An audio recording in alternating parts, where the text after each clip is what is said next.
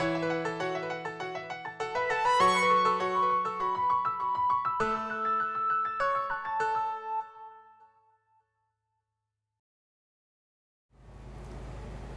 and welcome to another episode of The Academy, where it's all about entrepreneurship, empowerment and development. On today's episode, we need a very interesting guest, the CEO of Fruits Multiservices, Mr. Olufemi Agboola. It's great to have you with us on The Academy. Thank you, sir. All right, the first question I'm going to ask you is, what is Fruits Multiservices really all about? Okay, it's a company that is involved in fruits. We are majorly about fruits, just like our name suggests. We sell fruits to people off the shelf, and we also make fruit juices and smoothies for our customer and clients. Okay, but why did you choose to do that? Okay, I think I wanted something different. Okay. You know, I wanted to do something different from the usual stores, and that was the first prompting, or the first reason for it. But as I got into it, I saw there's actually the need for healthy living became a strong drive for the business. You know, just like our motto involves your healthy food diet. Okay. So healthy living became another major focus for us. Okay, but could you just give us a brief information of how you went into it and why you went into foods and multi-services in that aspect? It's a young company. We started about less than 3 years ago. Okay.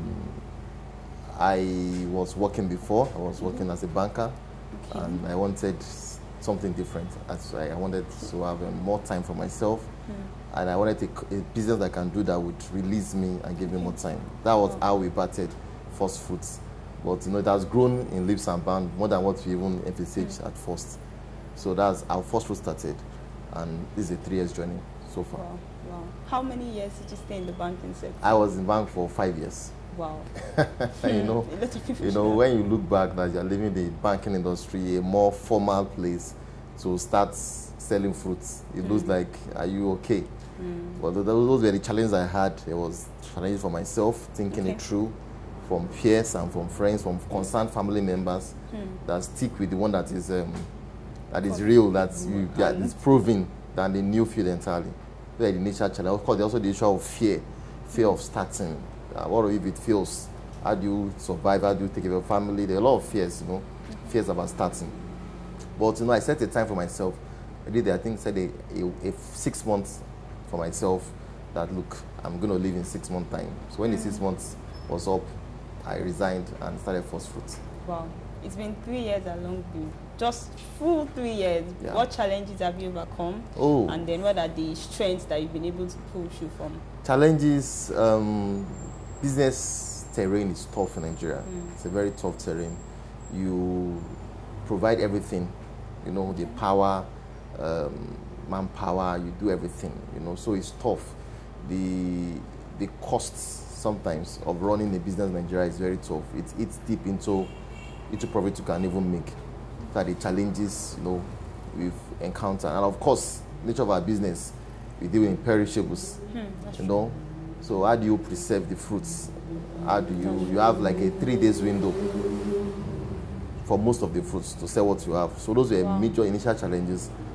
Initially there was a lot of losses. A lot of fruits were getting bad, you know. As time went on, you know, we stuck at it and understood this and that, and I think we've passed the teething period in our business. Well, thank God for that. But now, this is a sector that I would refer to as agriculture, because it's also involved in us bringing out our natural produce as Nigerians and then putting it out for sale. But what other opportunities do you think are available in this sector of the economy for youth, especially that want to start a business in this sector? Okay, just like you said, it's a sector that people don't want to go into, and you know, it's also a sector that you need to be patient about it. You know, when you plant a fruit, you have to be patient about it. So it's a sector that it demands patience, you know, growing something.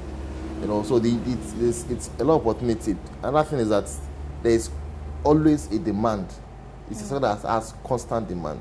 I tell people that when you do fruits or vegetables, you don't do any marketing. You don't try to cajole people that it's good. Everybody knows it's good. Understand? So it's naturally it markets itself. You know. So if you can key into the market, you do well. You don't have to beg anybody. Everybody knows fruit taking is good. Sometimes the problem is that how do we easily get the fruit? both the poor and the rich know that we need to be taking fruits. But I think Nigerians in particular, I don't know, maybe it's just me, but I think many people still would prefer going for sugar-coated items than actually taking the fruits, which is more healthy. That's very correct. If I had the same challenge, you know, before I started doing smoothies, you know, I had these sweet tooths, you know, but you'll be surprised, if only our viewers could taste it, you'll be surprised how sweet the natural fruits are.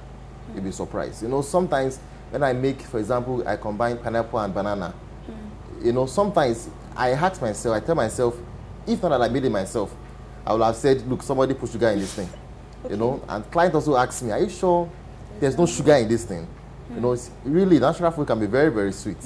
You know, once you start taking it, the craving for sugar or for those sort of artificial fruits will really drop because it's as sweet as any of them. Wow. That solves the problem. Okay. It did for me. Okay, okay. All right, but I'm interested in knowing, you get the product from far off, I believe, or markets close by. But is there anything that you think the government needs to do concerning food produce and then agriculture in Nigeria? Okay, now we get the products from markets close by. Okay. I think a major problem I've seen from the market I've seen, fruits averagely in Nigeria are very expensive. Okay. You know, for you to live on fruits and live healthy, it's actually expensive. You know, what a 50 cl will cost if it was other beverages. It's, if the same 50 cl of drink from fruit is like times 4 the cost. Why is that? Because the woman that buys fruit from farmers knows she can't preserve it. So she calculates her loss into the cost. And if you go to the market, yeah, if you go to the market, you see a lot of things people throw away. In all the big markets, you see a lot of oranges being thrown away, a lot of pineapple being thrown away. You know, so and you can't blame them. They have to factor the cost of loss into what they are selling. So I think the major part the government needs to do is to help in the preservation of these fruits. Okay. You know, we produce a lot, we take a little, then we throw the other one away. Then the little we sell becomes very expensive. So I think if the government can step in and say, look, help these farmers, help the sellers to preserve it. If I have 200 mangoes, and I'm sure I can sell everything, the price will be low. If I have 200 mangoes, I'm sure I'm going to sell like 50 out of it. You know, I have to factor in those. But if it can be preserved, overseas they preserve food for a long time. But Nigeria is a major challenge. Okay. Now, focusing on you being an entrepreneur, for 3 years, what skills have you gathered that you would want other people to know that want to come into entrepreneurship or into business in the food sector? Okay, there's one. It looks small, but I observe it. There's this issue of customer service. Okay. It's a major issue with entrepreneurs, you know. Everybody wants to meet a seller that is very polite, you know, that genuinely is interested in you, you know, genuinely gives you good options, that is not thinking about his profit alone or his money, you know, genuine customer service, genuine customer interest, you know. That's I've really picked, you know, it has helped my business. When the customer knows you have their interest at heart, you can go at some extra mile to help him or help her. So it's a major thing I've discovered, that's customer service. 2, I also observe consistency. Okay. You know, it's a major thing that I've also observed kill small business or growing businesses. Consistency. You know, today the guys open at 9 o'clock, tomorrow he opens at 10 o'clock, okay. The next open at 7 o'clock, you know. Then he closes today at 8 o'clock, tomorrow he closes at 10 p.m., then he goes again. So people say, look, we may not be there. When they want to come and buy, say, we may not be there, maybe there. So it kills growing businesses. But now, looking at you, you've been in the banking sector for about 5 years and you've been in entrepreneurship for about 3 years. What can you say has been the difference for you? Okay, you know, there's this, you are sure of your payday. And I was in the banking industry, you know. Once it's 24th, your money drops. You know, so there's that change. You need to, something I'm not sure of your income. Okay. But that's in the beginning. Later it starts becoming consistent. Of course, if you look at the part of the family, it's a huge difference. You are at home, you are available for your family, for your friends. You know, you have time. It's a huge difference. in the banking industry. It's a huge difference. I have time. Also, you know, there's another part of life they say is this thinking time. You know, when you are overstressed at work, go in the morning, come back in the night, work weekends, the mind does not have time to think, you know, to innovate things. You know, people comment about my business, and whenever we come, there's always something new, because there's really time to think. You think about things, you sit down, you know. So I've enjoyed that part. You know, I have time to think.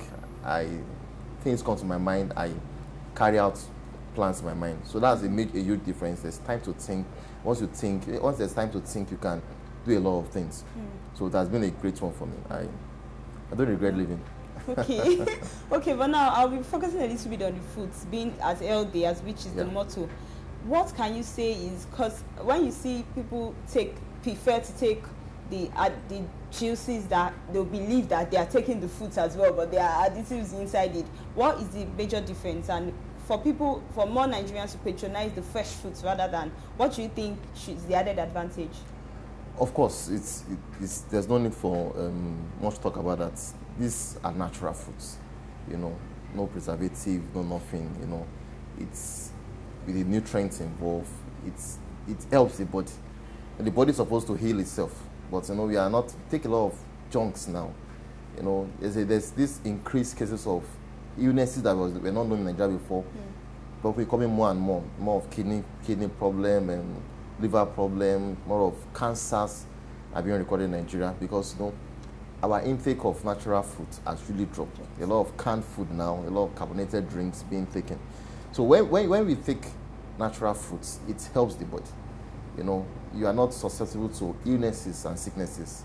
Now, there might be someone at home, especially in Nigeria, that is complaining that there's no work in the country and all that. I might want to start something now. More so, there are not many places like this in Nigeria that are promoting healthy living in terms of food intake.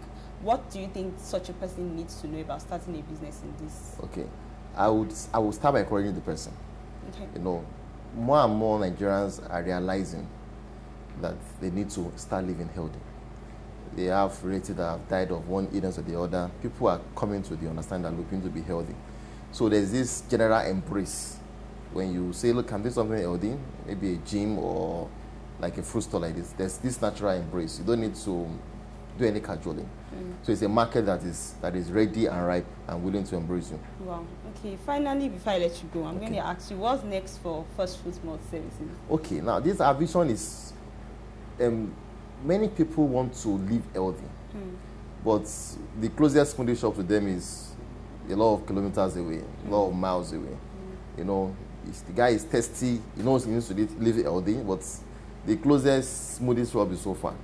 So the vision of Fruits is to have multiple shops or multiple stores around Lagos and Nigeria, where at the shortest walking distance you can get yourself a cup of orange, or a cup of pineapple, or apple, natural fruits. So that's the vision we have, that we can have multiple shops close to people, that Nigerians will live healthy lives because it's available around them. And like, as close as having to get maybe one free juice and drink it, and you say, okay, you can get the natural one as close by. Yes, as close by, yeah.